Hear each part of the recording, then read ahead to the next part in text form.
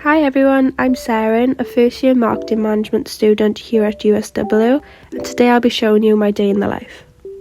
I started the day at about 9:30, so I had a bit of a lie-in. I only had one lecture this day, so I put a bit more effort in as I had more time. Just done my makeup and had some breakfast.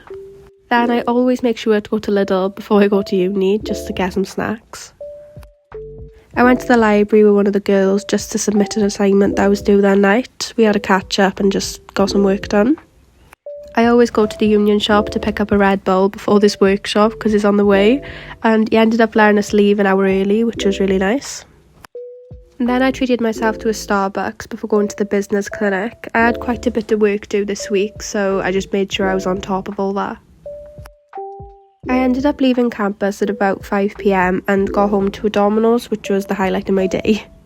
I gave myself a bit of a break and just got ready for bed, and then done some of my HR module work in bed. And I just ended the night with some pre-reading due the next day, and then I went off to bed.